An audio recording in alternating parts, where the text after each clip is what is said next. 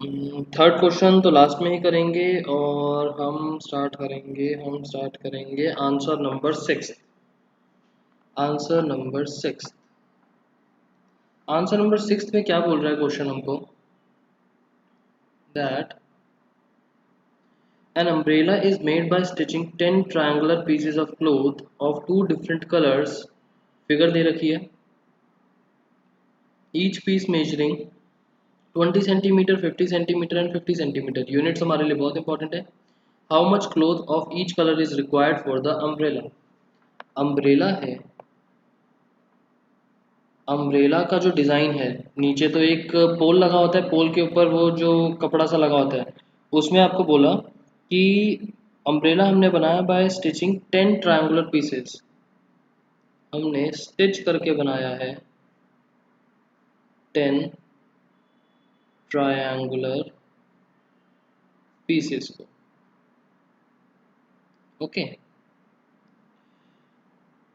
और ये जो 10 ट्रायंगुलर पीसेस हैं, ये हैं टू डिफरेंट कलर्स के। तो कलर्स यहाँ पर नहीं दे रखे, तो मैं दो डिफरेंट कलर हैं, मतलब कि कलर 1 कलर 2। यहाँ से हम क्या मतलब निकाल सकते हैं, कलर 1 कलर 2। कलर 1 के अंदर 5 ट्रायंगल्स और कलर 2 के भी 5 ट्रायंगल्स ईच। जब हमको क्वेश्चन साइलेंट है कि दोनों के ट्रायंगल्स कितने हैं, तो हम इक्वली ले लेंगे। ठीक है, each piece measuring 20, 50 and 50। How much cloth of each colour is required for the umbrella. ठीक है, और dimensions of each triangle A B C 20 centimetre, 50 centimetres, 50 centimetres. और हमको निकालना क्या है, हमें निकालना है cloth required of each colour. ध्यान रखना, हमें निकालना है cloth required of each colour, मतलब कि area of any one colour. Area of any one colour का मतलब क्या हो गया, area of any one colour का मतलब क्या हो गया, दैट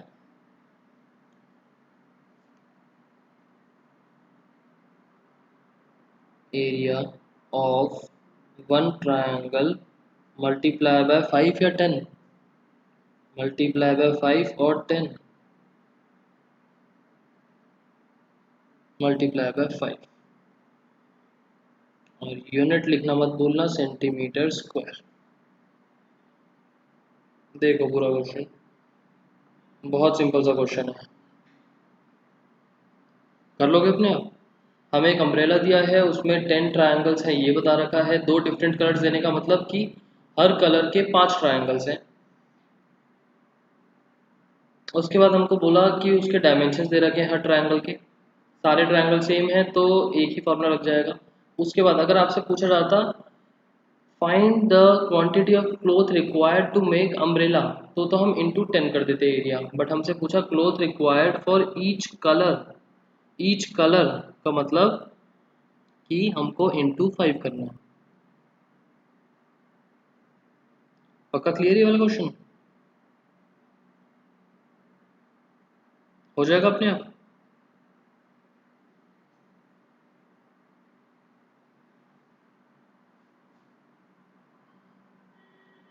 ठीक है, नेक्स्ट पर चलते हैं, क्वेश्चन नंबर 7।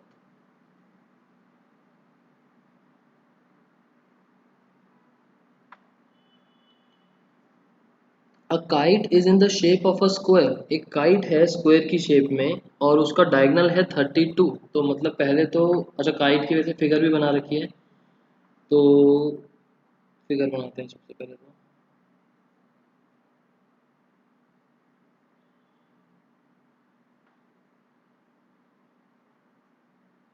ठीक है, अगर आप लोगों के पास बुक है तो बहुत अच्छी बात है, और उसमें इस पार्ट को शेड कर रखा है, इसको नहीं कर रखा, और नीचे एक छोटा सा ट्रायंगल और बना रखा है, और इसको भी एक तरीके से शेड करा हुआ है। ठीक है, अब हमको बोला क्या हुआ है, मैं बुक में नेमिंग नहीं दे रखी, बट मैं नेमिंग दे रहा हूँ, A B C D, this point is O, और पी क्यू। बुक में जिस हिसाब से 1 2 3 मार्क कर रखा है, ट्रायंगल ए बी सी उन्होंने फर्स्ट पार्ट मार्क करा हुआ है, ट्रायंगल बी सी डी उन्होंने सेकंड पार्ट मार्क करा हुआ है, and triangle D P Q book में थर्ड पार्ट मार्क करा हुआ है। ओके, मैं यहाँ पर 1 2 3 लिखता तो थोड़ा सा कंफ्यूजिंग हो जाता, तो मैंने इस तरीके से लिख दिया। अब क्वेश्चन में बोला है kite is in the shape of square. Kite जो है वो स्क्वायर शेप में है, जिसका डायगोनल है 32। स्क्वायर के अंदर diagonals are equal, diagonals are equal मतलब हमको सबसे पहली इंफॉर्मेशन क्या गिवन है, A B D C is a square. दूसरी इंफॉर्मेशन क्या गिवन है, डायगोनल 32 मतलब A D is equals to B C is equals to 32 centimeters. Okay. Isosceles triangle of base 8 centimeter and 6 centimeter is to be made of 3 different shades. अच्छा, इसके नीचे जो triangle है, triangle DPQ जो है ये है आइसोसेलेस ट्रायंगल। आइसोसेलेस ट्रायंगल के अंदर हमें क्या मेजरमेंट दे रखी है, आइसोसेलेस ट्रायंगल के अंदर हमें दे रखा है that base is 8 and sides 6 centimetre each. तो मैं मान लेता हूँ ये दोनों साइड्स हैं इक्वल वाली, और बेस इज दिस, हम जनरली नीचे वाले को बेस मान लेते हैं। तो यहाँ पर क्या मेजरमेंट्स निकल के आई, D P is equals to D Q is equals to 6 centimetre, and P Q is equals to 8 centimetres. Okay, how much paper of each shade has been used in it, हमें निकालना क्या है, to find how much paper of shade each shade का मतलब हमें सबसे पहली चीज निकालनी है area of one, area of two, and area of three. तीन डिफरेंट पार्ट्स थे ना, तीनों का एरिया निकालना है। निकाल सकते हो या नहीं,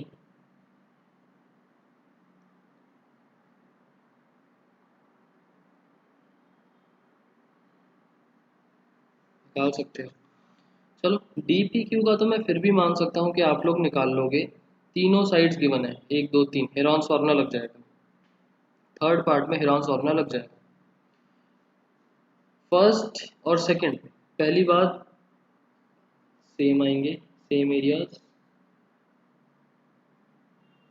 ठीक है, बट निकालेंगे कैसे,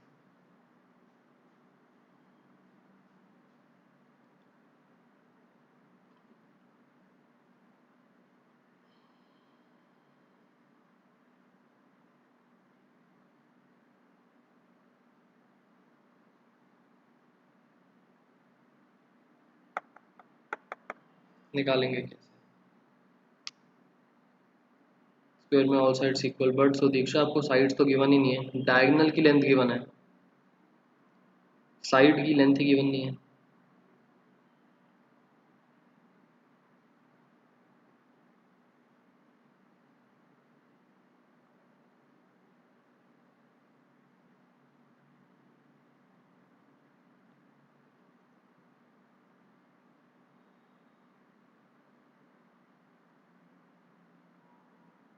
पाइथागोरस, ठीक है।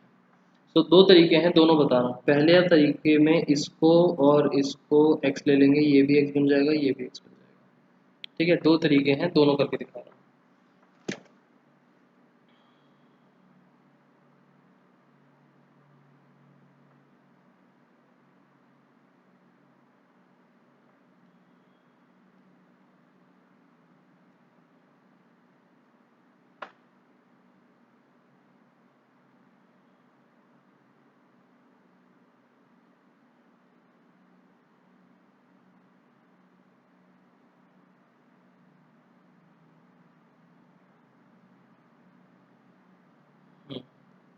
ऑल्टरनेटिव नंबर 1,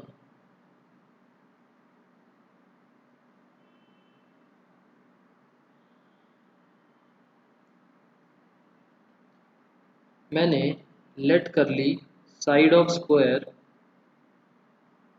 को x। तो इन ट्रायंगल ए बी सी के अंदर मेरे पास तीन sides B C C.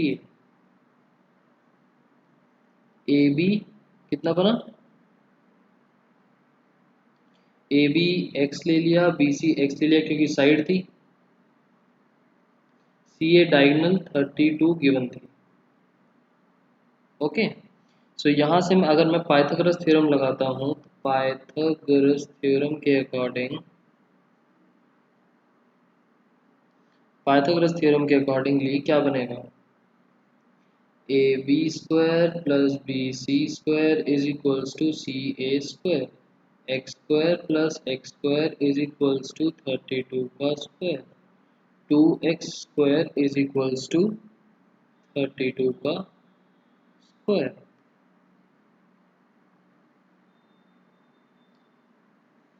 C A is x,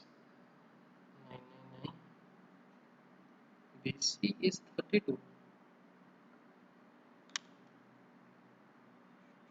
ऐसा था क्या? अच्छा sorry, okay.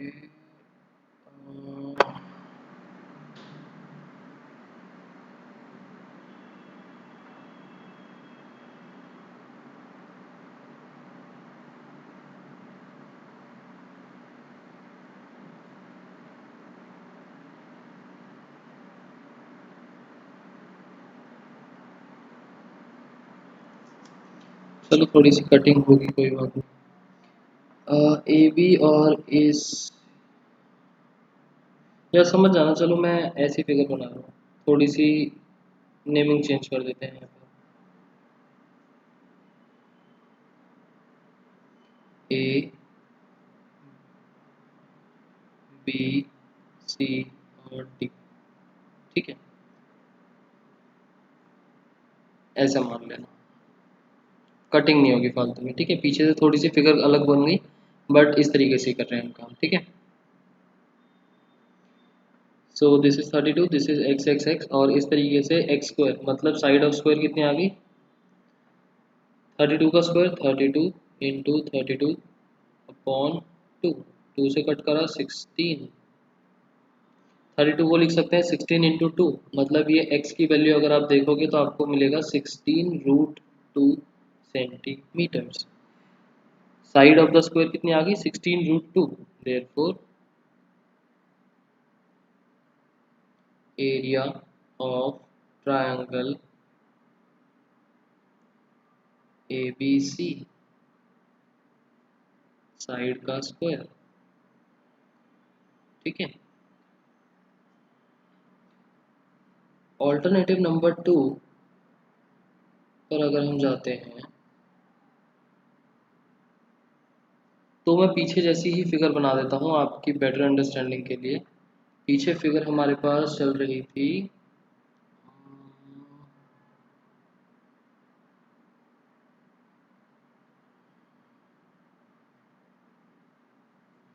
A B C D.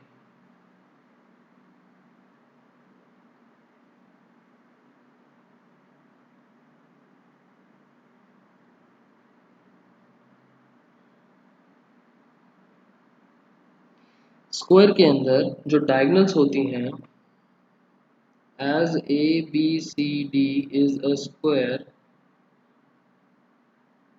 Therefore diagonals are perpendicular bisector। जिसका क्या मतलब निकला परपेंडिकुलर बाइसेक्टर होने का? पहली चीज, A D is perpendicular to B C. दूसरी चीज, O A is equals to O D is equals to 16/2 centimetres, that नहीं 32 अपॉन,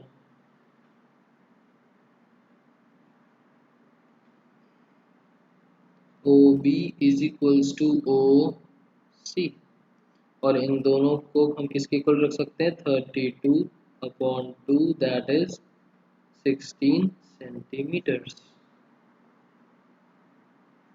ठीक है, उसके बाद area of triangle A B C is equals to half base into height.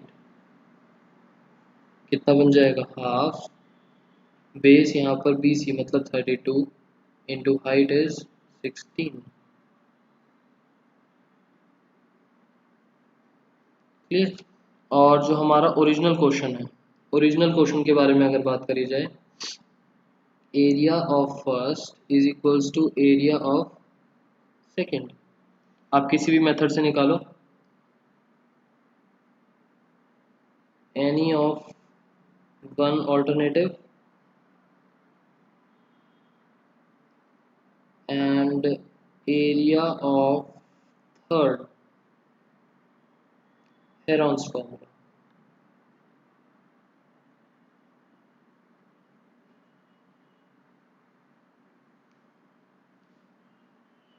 Clear?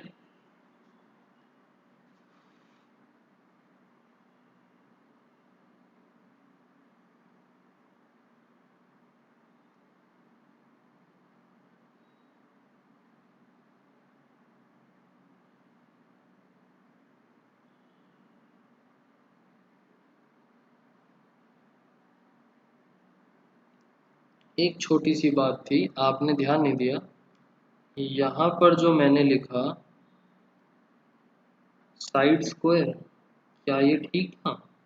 Side square तो square का area नहीं होता। Area of triangle क्या मिलेगा?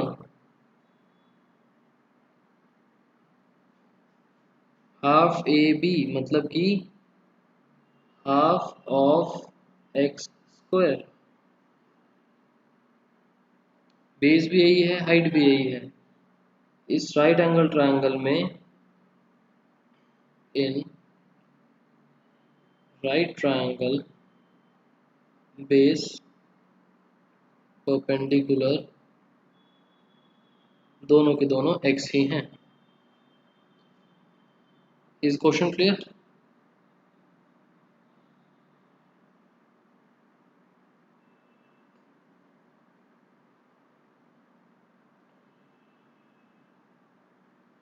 हिमांशु, सुदीक्षा, सुदीक्षा को तो आगे समझ में, हिमांशु क्लियर है ना क्वेश्चन?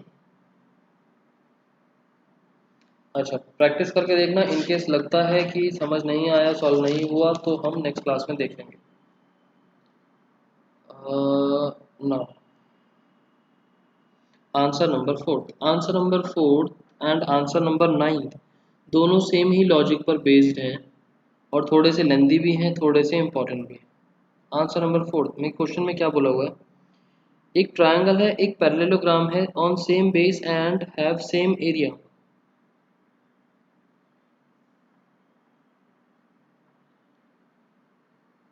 ट्रायंगल एंड पैरेललोग्राम, इनके पास सेम बेस है एंड सेम ही इनका एरिया है। Okay, if sides of triangle, अच्छा ट्रायंगल की साइड्स गिवन है, साइड्स ऑफ ट्रायंगल मतलब कि ए B C 26, 28, 30, 26, 28 and 30 and parallelogram stands on the base 28. Okay, and parallelogram जो है पैरेललोग्राम के अंदर दो साइड्स होंगी, have two sides, opposite sides are parallel and equal. Practice question दे देना, ठीक है, टू साइड्स होंगी, let it be P and Q, और एक तो सेम बेस ही है, तो मैं मान लेता हूँ P वाले को सेम, और वो है 28 के बराबर, B is equals to 28 centimetre, और Q की लेंथ हमको नहीं पता।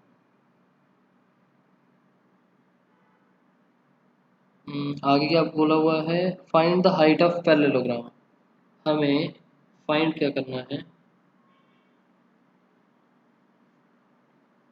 Height of parallelogram.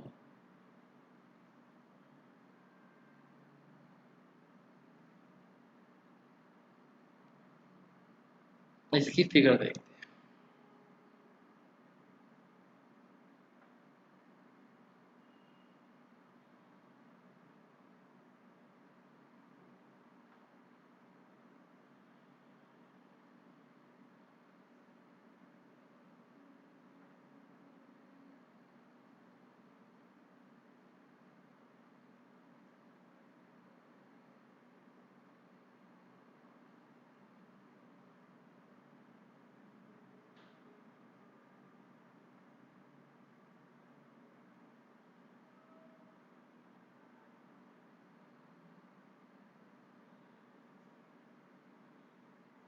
कुछ कुछ ऐसी सी फिगर बनेगी, रीजन बीइंग बेस सेम है, मतलब कि ये वाली साइड जो मैंने बनाई, किस तरीके से इसको नाम दें,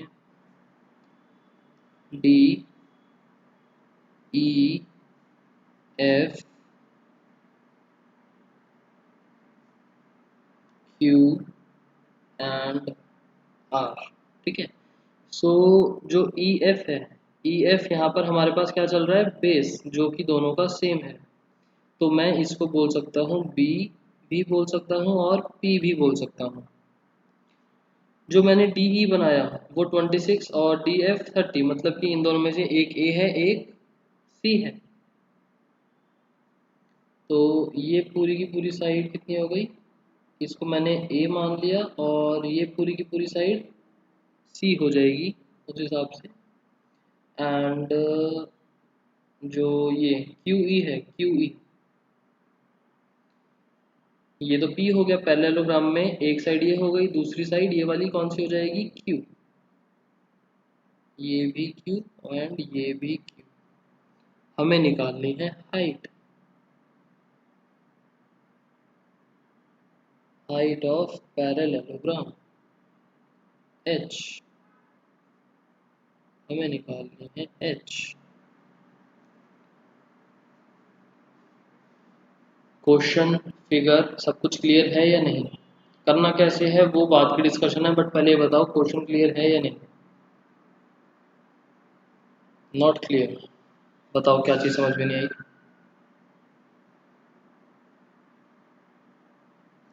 पैरेललोग्राम की हाइट का मतलब हो गया दो पैरेलल साइड्स के बीच में डिस्टेंस, हाइट निकलती है दो पैरेलल साइड्स के बीच में डिस्टेंस, और हमको बेस दे रखा था 28, इस वजह से उस बेस के कॉरेस्पॉन्डिंग हाइट निकाली जाएगी। वैसे तो हाइट बनने को ये भी बन सकती है पैरेललोग्राम की, यहाँ पर इस तरीके से,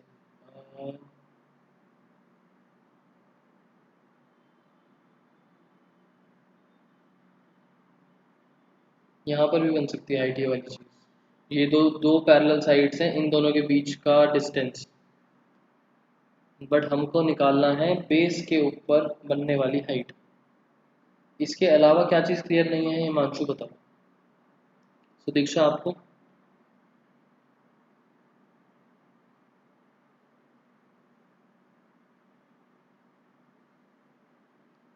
चलो ठीक है। अब करना कैसे है वो चीज़ देखते हैं। हमें क्या बोला हुआ है, दोनों का एरिया सेम, दोनों का एरिया सेम। ट्रायंगल की साइड्स गिवन है, ट्रायंगल की साइड्स गिवन होने का मतलब, ट्रायंगल की साइड्स गिवन होने का मतलब एरिया किस तरीके से निकलेगा, हेरॉन्स फॉर्मूला। और सेम एरिया का मतलब पैरेललोग्राम का एरिया किस तरीके से निकलता है, पैरेललोग्राम का एरिया किस तरीके से निकलता है, area of triangle upon 28 is equal to height of parallelogram. Parallelogram का एरिया निकलता है बेस इनटू हाइट से। पैरेललोग्राम का एरिया निकलेगा बेस इनटू हाइट। और फिलहाल हमारे क्वेश्चन में बेस कितना है, हमारे क्वेश्चन में बेस चल रहा है P वाला, P इज इक्वल्स टू 28। तो हमें हाइट कैलकुलेट करनी है। समझ में आया मैं क्या करने वाला हूँ। हम ट्रायंगल का एरिया निकालेंगे, बोलेंगे कि पैरेललोग्राम का भी एरिया वही होगा, पैरेललोग्राम का भी एरिया वही होगा, दैट मीन्स पैरेललोग्राम का एरिया कितना होता है, बेस इनटू हाइट। बेस हमको पता है और हाइट हम निकाल लेंगे। तो इस क्वेश्चन में हम क्या करने वाले हैं,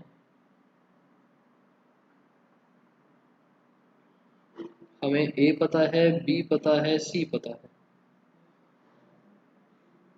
हम इनकी हेल्प से सबसे पहले तो S कैलकुलेट करेंगे, पता चल जाएगा S, क्योंकि तीनों साइड्स हमको गिवन है। S पता करने के बाद हम S minus A, S minus B, S minus C calculate करने वाले हैं। इन तीनों की वैल्यूज भी हमको पता चल जाएंगी और इनकी हेल्प से हम area of triangle DEF calculate करेंगे by using formula under root S, S minus A, S minus B, S minus C। इसको मान लेते हैं ये आ गया x centimetre square. Clear. Now area of triangle DEF is equals to area of parallelogram QEFR। ये चीज हमको गिवन थी क्वेश्चन में। ये हमने निकाला x यहां से,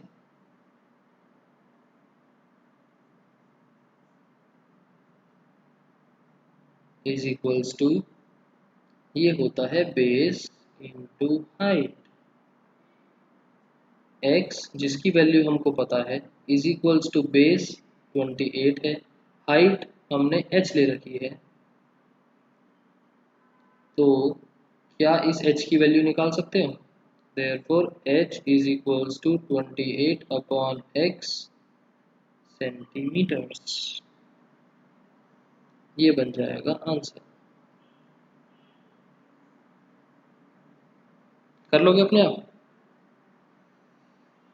मैंने पूरी हिंट लिख दी आप लोगों के लिए, कर लोगे, बस वैल्यूज पुट करनी है आप लोगों को। ठीक, उसके बाद आंसर नंबर 9।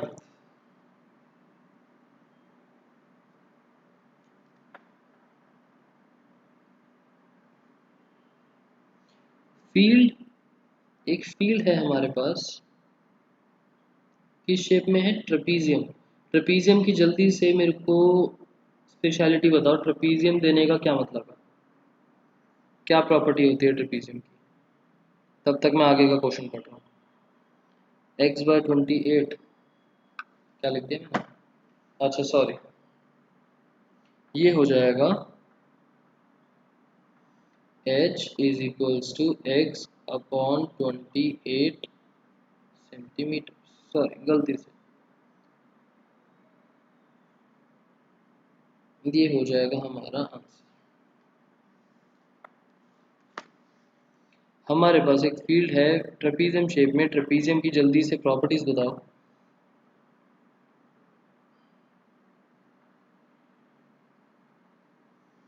हमको आगे गिवन है that parallel sides are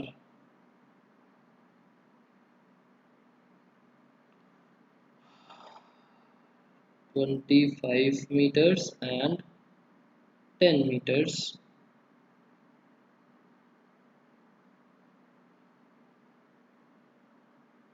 Non-parallel sides are 14 meters and 13 meters.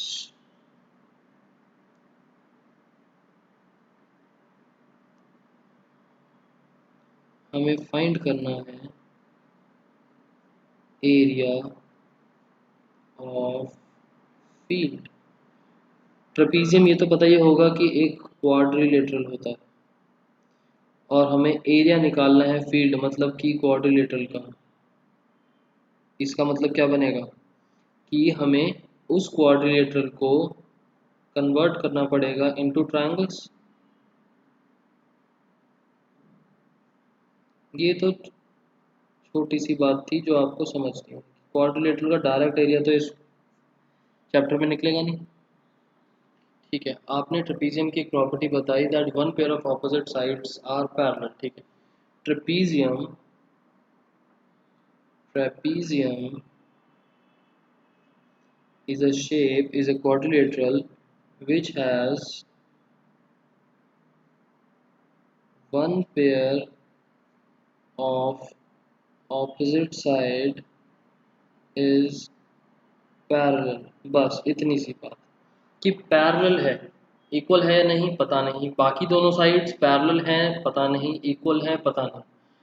अगर दोनों pair of side opposite sides parallel हो जाएंगी इट बिकम्स पैरेललोग्राम। बट एक साइड पैरेलल है, एक ऑपोजिट साइड पैरेलल है, एक पेयर, तो इट बिकम्स ट्रेपीजियम। तो ट्रेपीजियम की फिगर किस तरीके से बनती है?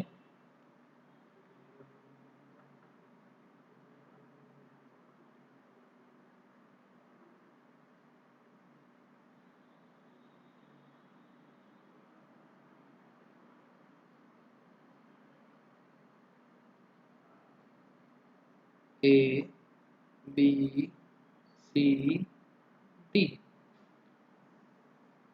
ठीक है, ये साइड मैंने पैरेलल ले ली, A B and C D. अब क्वेश्चन में हमको क्या बोला हुआ था दैट पैरेलल साइड्स की लेंथ है 25 और 10। अब आप ऊपर भी बड़ी बना सकते हो और नीचे छोटी बना सकते हो, एंड मैंने उल्टा केस बनाया है क्योंकि इस फिगर को थोड़ा समझना इजी रहता है। आवाज़ नहीं आ रही सुदीक्षा? आपको आ रही है ना बस, या आपको भी नहीं आ रही? और हिमांशु एक बार रिफ्रेश करके देख लो। सो इस फिगर को थोड़ा समझना इजी रहता है, तो हम छोटी वाली साइड ऊपर की साइड बनाते हैं, बड़ी वाली साइड नीचे बना देते हैं। आप उल्टा भी कर सकते हो, अपने अपने समझने की बात है। अब पैरेलल साइड्स की लेंथ है 25 एंड 10। अब obviously this is 25 and this is 10। उसके बाद आपको बोला नॉन पैरेलल साइड्स मतलब ये दोनों 14 एंड 13। कौन सी 14 होगी कौन सी 13 होगी, कुछ बोल सकते हो? हम कुछ नहीं बोल सकते, किसी को भी 14 बना देंगे, किसी को भी 13 बना देंगे, मर्जी। हमें तो बस नॉन पैरेलल साइड्स में एक को 14 बनाना है, एक को 13। इसके अलावा हमको कुछ भी नहीं दे रखा। अब बताओ ज़रा इस क्वेश्चन को कैसे करें। हमें एरिया निकालना है इस ए बी सी डी का।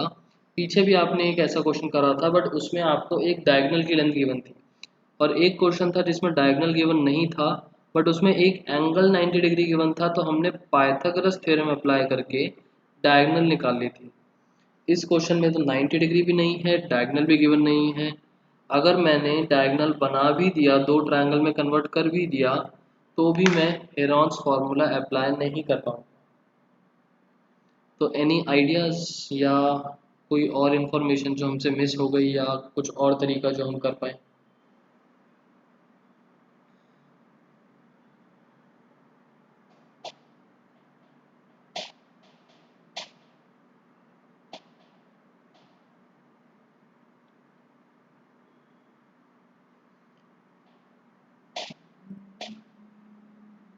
Any ideas?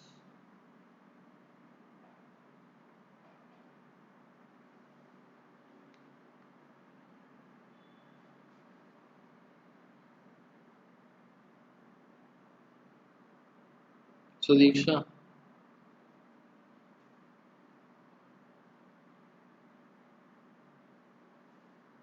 हाइट बना दो, लो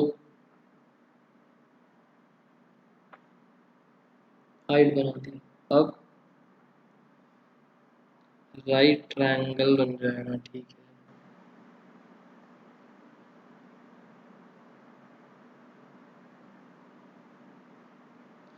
अब 14 स्क्वायर इज हाइपोटेनस, ठीक है।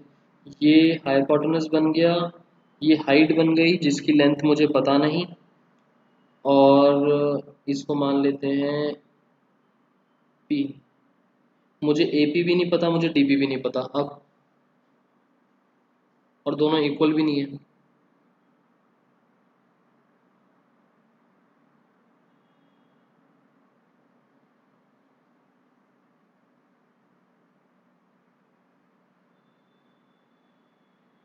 ओके, यहाँ पर भी हाइट बना दी क्यू नाम से,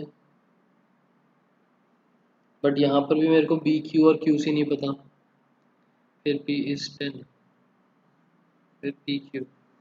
अच्छा ठीक है, सो हम कंस्ट्रक्शन करेंगे A P perpendicular to C D and B Q perpendicular to C D. ये हमने करी कंस्ट्रक्शन। कंस्ट्रक्शन करने की वजह से हमको क्या मिला, दैट कंस्ट्रक्शन करने की वजह से हमको क्या रिजल्ट मिला, in quadrilateral A B C A B Q P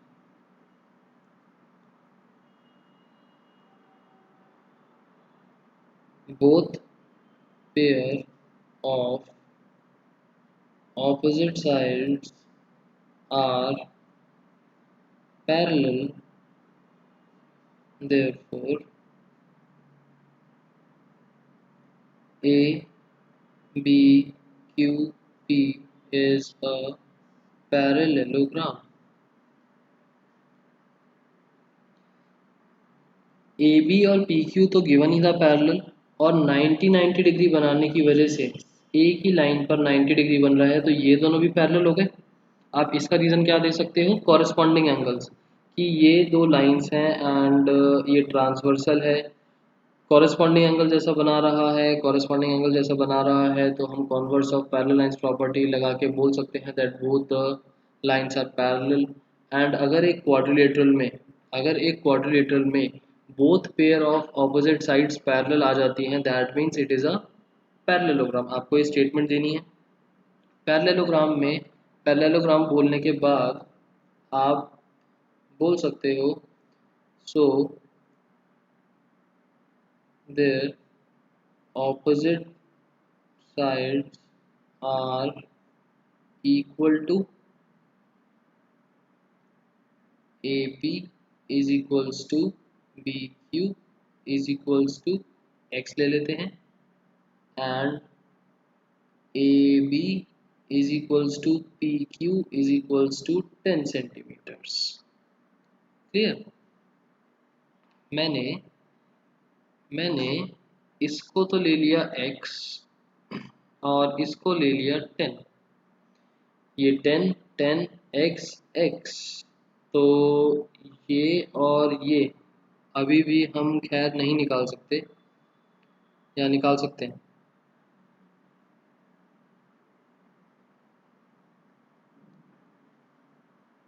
अब क्या करा जाए सुदीक्षा, 7.5 ईच हो जाएगी। रीज़न ऐसा तो नहीं बोल सकते आप।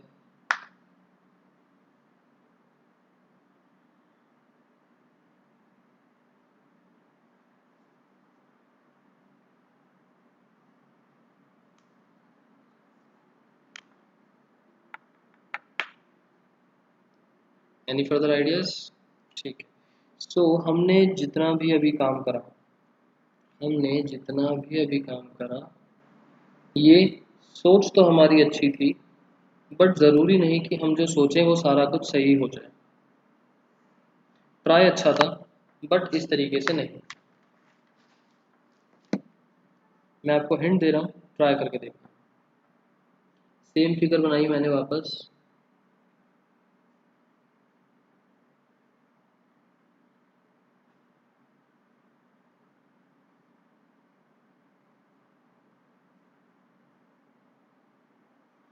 उस क्वेश्चन में वहाँ पर इक्वल बोलना इसलिए सही नहीं था क्योंकि दोनों साइड्स पर नॉन पैरेलल साइड जो थी उनकी लेंथ डिफरेंट है, तो ज़रूरी नहीं कि बीच का पार्ट सेम बनने की वजह से जो यहाँ के दो पार्ट्स बचे थे वो सेम ही बन जाए।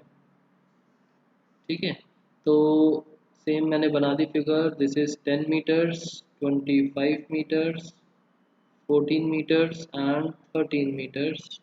सेंटीमीटर लिख दिया मैंने गलती से कहीं पर। This is metres, 13 metres. Okay,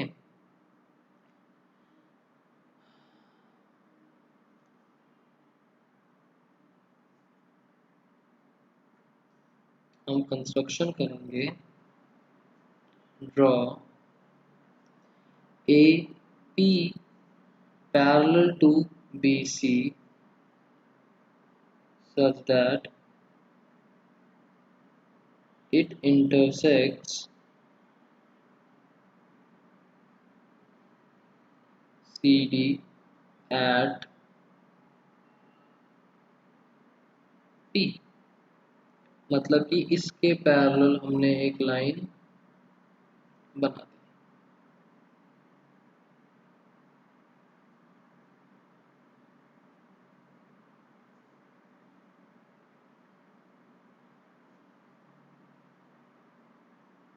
Now in A B C P, AB is parallel to CP given है and BC is parallel to AP through construction।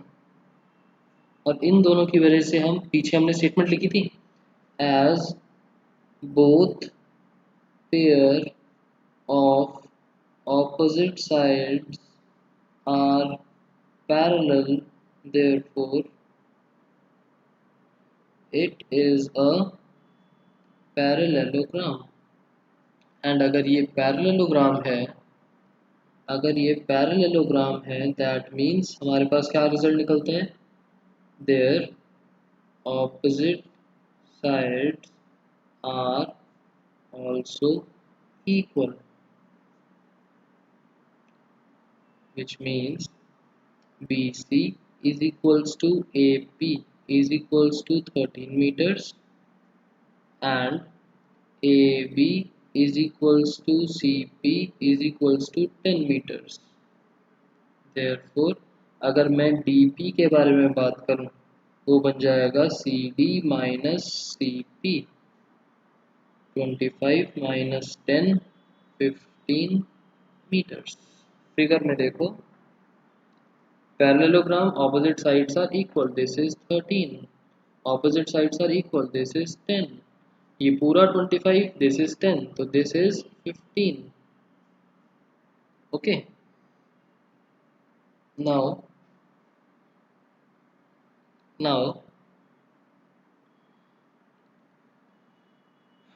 this is parallelogram, this is triangle, Heron's formula and this is parallelogram। area of field is equals to area of triangle plus area of parallelogram। Area of triangle कैसे निकलेगा, Heron's, और area of parallelogram कैसे निकलेगा,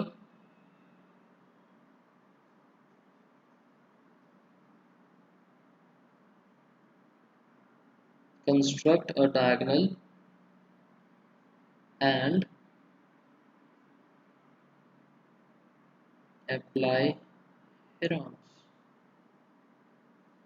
और उसके बाद area of first is equals to area of second. अगर मैं यहाँ पर एक डायगोनल बना देता हूँ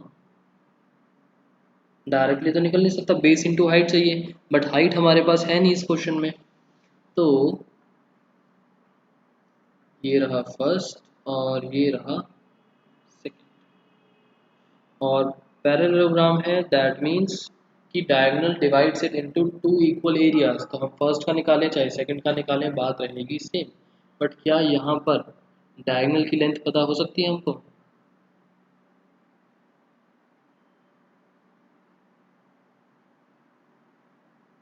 नहीं पता हो सकती। तो हमारे लिए ये चीज़ लगाना भी पॉसिबल नहीं है। आप सोच रहे हो कि मैं बार बार कटिंग करता जा रहा हूँ, बट इसी तरीके से क्वेश्चन सोचा जाता है। ये तो हेरॉन्स लग गया।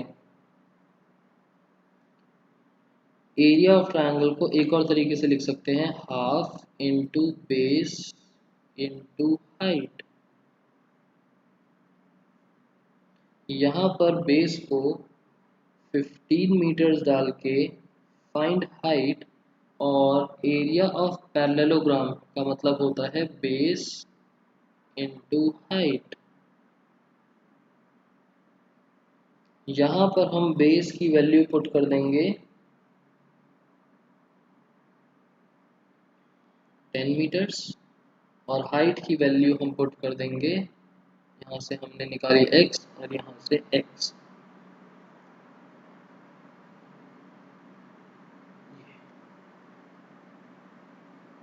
राइट ट्रायंगल नहीं बनेगा। 13, 14, 15 तीनों साइड्स अनइक्वल हैं and Pythagoras theorem does not apply. Parallelogram में, पैरेललोग्राम में राइट ट्रायंगल कैसे बनेगा?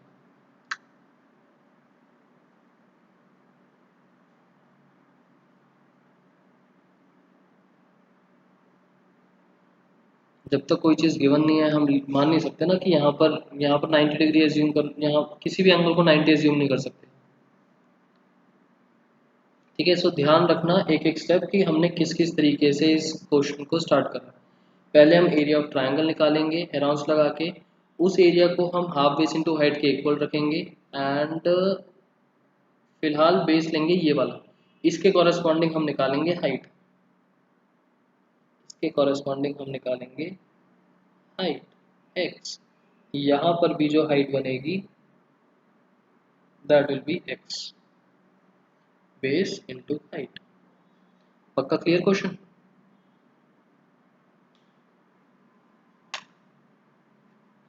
ठीक है, सो मैंने एक थर्ड क्वेश्चन को छोड़ के आपके साथ सारे क्वेश्चन डिस्कस कर लिए हैं, एंड ये 9th वाला question is really very important. So इसको एक बारी अच्छे से ट्राई करना, सारी चीज़ें सोच के खुद से। क्वेश्चंस में कटिंग करवाने का लॉजिक ये था कि आपको अच्छे से सारी चीज़ें समझ में आए कि हमने कौन सा मेथड क्यों छोड़ा है, आप जो बता रहे थे वो वाला मेथड क्यों छोड़ा है, आपको अच्छे से समझ में आ जाए। ठीक है, सो एक बार ट्राई करना, थर्ड थर्ड भी थोड़ा सा ट्राई करके देखना। एंड मॉक टेस्ट में एक क्वेश्चन नहीं आया। तो दीक्षा, मेरा एक्चुअली नेक्स्ट क्लास का टाइम हो गया है, तो जो आपको क्वेश्चन समझ में नहीं आया आप मेरे को व्हाट्सएप कर दो। अभी के लिए क्लास ओवर करते हैं, एंड जो भी डाउट्स होते हैं वो नेक्स्ट क्लास में देखेंगे इस चैप्टर से रिलेटेड, एंड इसके अलावा कुछ है तो मेरे को व्हाट्सएप कर दो। Okay, bye bye.